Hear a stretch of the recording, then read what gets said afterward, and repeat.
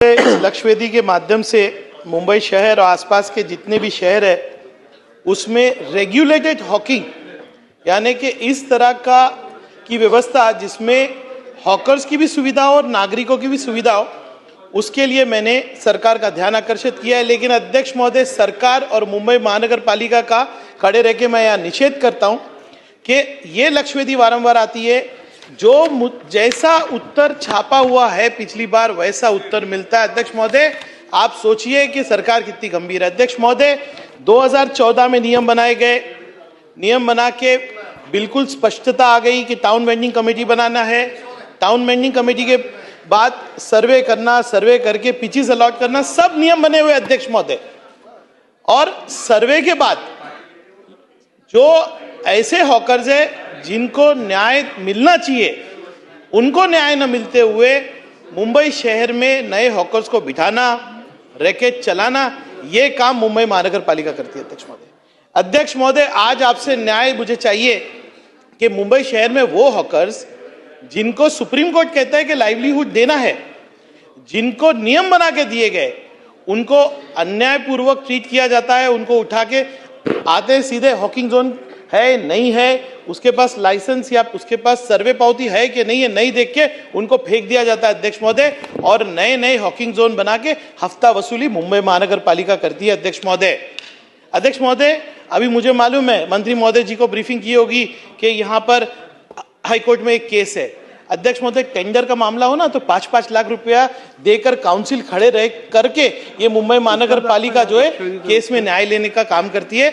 ये केस इतने सालों से चल रहा है, लेकिन मुंबई महानगर पालिका कोई काउंसिल खड़े रह के इस पर निर्णय लेने के लिए कोई प्रयत्न नहीं करती। अध्यक्ष महोदय, आज मेरा स्पेसिफिक प्रश्न है, क्या सरकार इसकी गंभीरता देखते हुए क्या सरकार 1 महीने के अंदर ये सारे प्रोसेस को पूरा करेगी क्या? अध्यक्ष महोदय, क्या आपके माध्यम से मंत्री महोदय बताएंगे कि इस केस के अंदर मुंबई महानगर पालिका के प्रयत्न क्या है? कुछ नहीं रहेंगे। अभी नई काउंसिल आई है, आप टाउन वेंडिंग कमेटी के निर्णय को इंप्लीमेंट कीजिए। जितने लोगों को आपने सर्वे में लिया है उनको पिचेस देके अलॉट करके हॉकिंग जोन बना के आप मुंबई को रेगुलेटेड हॉकिंग लाने का काम कीजिए। मुझे मालूम है हॉकर्स के लिए बोलना यानी कि एक बड़ा बवाल खड़ा करना, लेकिन वही हॉकर्स से गौर गरीब नागरिक जो है अपनी वस्तु लेते हैं, हर समाज के लोग लेते हैं। मैं रेगुलेटेड हॉकिंग की बात कर रहा हूं, मैं अनरेगुलेटेड हॉकिंग की बात नहीं कर रहा हूं। मैं ऐसी हॉकिंग की बात कर रहा हूं जो हमारे स्ट्रीट्स के ऊपर शिष्टता भी लाएगी। लेकिन अगर शिष्टता आएगी तो इनका हफ्ता कौन देगा? ये हफ्ताखोरी को कब सरकार बंद करेगी? अध्यक्ष महोदय, आपके माध्यम से ये पॉइंटेड मैंने प्रश्न सरकार से पूछे। और एक कहना है अध्यक्ष महोदय, मंत्री महोदय जी ब्रीफिंग में आपको बहुत कुछ ये बोलेंगे। ये मुंबई महानगर पालिका की जाड़ी चमड़ी के जो अधिकारी है ना, इनको हमने 10-12 साल झेला है। आप इस उद्देश्य से उत्तर दीजिए कि ये हॉकर्स को भी न्याय मिले, मुंबई शहर को भी न्याय मिले और पूरे MMR रीजन के अंदर टाउन वेंडिंग कमेटी बने। उस उद्देश्य से आप मुझे उत्तर दे देंगे, ये उम्मीद है। धन्यवाद। अध्यक्ष महोदय, सन्माननीय सदस्य रईस शेख साहेबांनी मुंबईच्या अतिशय महत्त्वाच्या प्रश्नावर या ठिकाणी लक्षवेधी आणलेली आहे आणि त्यांनी सांगितलेली ही देखील वस्तुस्थिती आहे की गेल्या 3-3.5 वर्षामध्ये हॉकर्सच्या बाबतीमध्ये ज्यावेळी प्रश्न आला, ज्यावेळी औचित्याचा मुद्दा आला किंवा ज्यावेळी लक्षवेधी आली, त्यावेळी प्रामाणिकपणानं सरकारनं आणि मुंबई महानगरपालिकेनं देखील याच्यावर काही मार्ग निघतोय का बघण्याचा प्रयत्न केलेला आहे। तर मुंबई महानगरपालिकेनं त्यावेळी हायकोर्ट असेल किंवा सुप्रीम कोर्ट असेल याच्यामध्ये आपली भूमिका मांडण्याचा प्रयत्न केलेला आहे। सुप्रीम कोर्टाने देखील या सगळ्या केसेस त्यांच्याकडे असताना पुन्हा एकदा हायकोर्टाकडे पाठवल्या आणि 11 फेब्रुवारीला याचं फायनल हिअरिंग झालेलं आहे। याच्यामध्ये देखील हॉकर्सवाल्यांना न्याय देण्यासाठी आणि मुंबई शहरातल्या नागरिकांना न्याय देण्यासाठी देखील महाराष्ट्र शासनाच्या वतीनं आणि मुंबई महानगरपालिकेच्या वतीनं ज्येष्ठ वकिलांनी आपली बाजू मांडलेली आहे आणि आता ती केस रिझल्टसाठी तयार झालेली आहे। पण हे सगळं करत असताना सन्माननीय सदस्यांनी सांगितलेली वस्तुस्थिती खरी आहे की हायकोर्टाचे जे काही निर्णय झाले त्याच्यानंतर हॉकर्सवाल्यांवर कारवाई झाली, त्यांना पिचेस तयार करून देणं आवश्यक होतं, हॉकर्स झोन करणं आवश्यक होतं। त्याच्यानंतर किती मतदार म्हणून पात्र असलेले हॉकर्स आहेत त्याची सगळी आकडेवारी मला असं वाटतं की तुमच्याकडे सगळ्यांकडेच आहे, मुंबई महानगरपालिकेच्या क्षेत्रामध्ये काम करणाऱ्या सगळ्याच आमदारांकडे आहे। 32,415 हे पात्र मतदार म्हणून हॉकर्स आपण मानतो। मुंबई महानगरपालिकेच्या संदर्भात किती हॉकर्स आहेत तर 32,415 हे हॉकर्सवाले आहेत। त्याचं सर्वेक्षण कधी झालं तर 2014 मध्ये सर्वेक्षण झालं. अर्ज वितरित केले 1,28,443. मुंबई महानगरपालिकेला प्राप्त झालेले जे अर्ज आहेत ते 99,435 आहेत आणि त्याच्यातनं मतदार म्हणून जे पात्र केलेले आहेत म्हणजे अधिकृत म्हणून जे पात्र केलेले आहेत त्याची संख्या 32,415 अशी आहे. परंतु हे सगळं झाल्यानंतर हॉकर्सच्या संघटना ज्या काही कोर्टामध्ये गेलेल्या आहेत त्याच्याबद्दल शासन आणि महानगरपालिका म्हणून नक्कीच आम्ही त्या ठिकाणी आमची भूमिका मांडतोय. परंतु या संदर्भामध्ये सन्माननीय राज्याचे उपमुख्यमंत्री त्यांच्याकडे नगरविकास विभाग आहे त्यांनी एक बैठक घेतली होती आणि 5 जुलै 2024ला खऱ्या अर्थानं तुमच्या मनामध्ये असलेला निर्णय माननीय उपमुख्यमंत्री एकनाथ शिंदे साहेबांनी घेतला होता. त्याच्यामध्ये त्यांनी काय निर्देश दिले होते किंवा काय नियम बनवले होते तर त्याच्यामध्ये त्यांनी असं म्हटलं होतं की पथविक्रेत्यांचे निष्कासन करण्यात येऊ नये. बरं हे निष्कासन का करण्यात येणं पुढे नियम आहे त्याच्यात म्हणजे सरसकट नाही.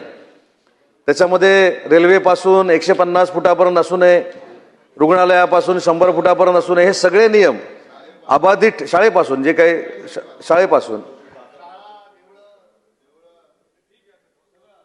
शाळा, देवळं, महाविद्यालय, CBSE स्कूल, नगरपालिकेच्या स्कूल, रेल्वे स्टेशन प्रभूसाहेब हे सगळं त्याच्यामध्ये आहे. पण त्याच्यामध्ये निर्णय काय झाला, नियम काय लावला तर पथविक्रेत्यांचे सरसकट निष्कासन करू नये हे माननीय नियम बनवत असताना माननीय उपमुख्यमंत्री महोदयांनी आदेश दिले. कायमस्वरूपी हॉकर्स झोन निश्चित होईपर्यंत ज्यांना जर हायकोर्टाच्या नियमाप्रमाणे निष्कासित करायचं असेल तर त्यांना पुनर्स्थापित करण्याचे देखील निर्देश हे त्या नियमामध्ये दिलेले होते. हा 2 नंबरचा त्याच्यामधला नियम होता.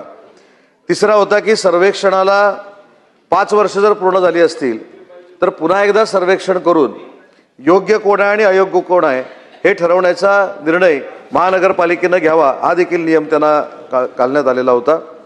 आणि सगळ्यात महत्त्वाचा विषय की केंद्र सरकारचं जे हॉकर्स झोन पॉलिसी आहे किंवा ॲक्ट आहे त्या पद्धतीनं देखील मुंबई महानगरपालिकेमध्ये तात्काळ हॉकर्स झोन आपण कसे करणार आहोत याचा नियोजनाचा आराखडा तयार करावा असं देखील निर्देश माननीय उपमुख्यमंत्री एकनाथ शिंदे साहेबांनी दिले होते. त्याचप्रमाणे विक्री प्रमाणपत्र जे आहे त्याची छाननी करून नवीन विक्री प्रमाणपत्र देखील देण्यात यावं असं त्या नियमामध्ये म्हटलेलं होतं. आणि सगळ्यात महत्त्वाची गोष्ट जे दादरच्या भागामध्ये अडचण सकाळी 2 वाजल्यापासून म्हणजे पहाटे 2 वाजल्यापासून सकाळी 10 वाजेपर्यंत जी निर्माण होते, जे बाहेरनं ट्रक येतात भाजीचे आणि ह्या सगळ्या ह्याच्यामध्ये ट्रक येतात त्याच्यामध्ये देखील नागरिकांच्या ज्या काही तक्रारी झाल्या होत्या त्याच्यासाठी मुंबई CP आणि मुंबई महानगरपालिकेचे आयुक्त यांनी बसून निर्णय घेऊन नागरिकांना देखील त्याचा फायदा व्हावा आणि ट्रॅफिकला देखील अडचण होऊ नये यासाठी मार्ग काढावा असे निर्देश हे त्यावेळी 5 जुलै 2024च्या नियमान्वये माननीय एकनाथ शिंदे साहेबांनी दिले होते. परंतु साहेब ही वस्तुस्थिती आहे की नियमाचं पालन केलं गेलं नाही. कारण दाखवलं गेलं की महानगर मी तेच सांगतो ना, नाही मी वस्तुस्थिती सांगतोय ना, जी नियमावली दिली गेली त्याला हायकोर्टामध्ये केसेस दाखल आहेत असं समजून त्याच्यावर कार्यवाही केली गेली नाही. परंतु या सभागृहातनं ज्यावेळी चर्चा झाली किंवा या सभागृहामध्ये चर्चा झाली वारंवार हे निर्देश दिलेले होते. आज देखील 5 जुलै 2024च्या नियमाची तंतोतंत अंमलबजावणी झाली पाहिजे अशा पद्धतीचे निर्देश देण्यात येतील. सन्मान्य मंत्री महोदय, प्रश्न अगदी पॉइंटेड आहे. या 2014 मध्ये हा कायदा झाला, 2016 मध्ये या संदर्भातले नियम बनवण्यात आले. कायद्याच्या अनुषंगाने आणि सुप्रीम कोर्टाच्या आदेशानुसार आपल्याला टाउन वेंडिंग कमिटी करायची होती. टाउन वेंडिंग कमिटी केल्यानंतर आपल्याला पिचेस द्यायचे होते सगळ्या हॉकर्सना. आता प्रश्न असा आहे, 2014 मध्ये कायदा झाला, 2016 मध्ये नियम झाले, आज आपण 2026 मध्ये आहोत. 12 वर्ष आणि 2014 मध्ये टिस्टचा सर्व्हे झाला, टाटा इन्स्टिट्यूट ऑफ सोशल सायन्सेसचा. त्या सर्व्हेमध्ये 2014ला आपण पात्र हॉकर्सची लिस्ट फायनल केली. आता मला एक गोष्ट सांगा, 2014 पासून 2026 पर्यंत जे पात्र हॉकर्स आहेत त्यांचा दोष काय आहे? त्यांना आपण वंचित का ठेवलं आहे त्यांच्या रोजगारापासून? आणि नंबर 3 एक ह्याच्यात समजून घ्यायला पाहिजे की आपल्याकडनं दिरंगाई झाली आहे. काही कारणं असतील, सबज्युडिस मॅटर असेल, कोर्टात विषय असेल, परंतु 2014 पासून 2016 पर्यंत केंद्र शासन त्यांना 10,000 20,000 रुपये लोन देतं तिकडे टाउन वेंडिंगसाठी. आणि असं असतानाही जर का त्यांना आपण त्यांच्या रोजगाराची संधी देऊ शकत नसू तर हा त्यांच्यावरती स्पष्टपणे अन्याय आहे. त्यामुळे माझं असं स्पष्ट मत आहे की 2014 मध्ये जी पात्र यादी झालेली आहे त्या पात्र यादीच्या अनुषंगाने या सगळं पात्र हॉकर्सना आपण टेम्पररी पिचेसची सोय करून द्यावीत. ज्या वेळेला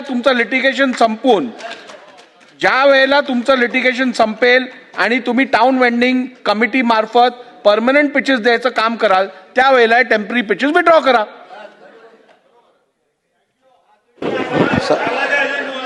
सन्माननीय अध्यक्ष महोदय, हॉकर्सच्या संदर्भामध्ये आपण जो निर्देश दिलेला आहे की 2014च्या पात्र यादीप्रमाणे त्यांना तात्पुरत्या स्वरूपाची पिचेस अवेलेबल करून द्यावीत, अशा पद्धतीचे निर्देश महानगरपालिकेला देण्यात येतील.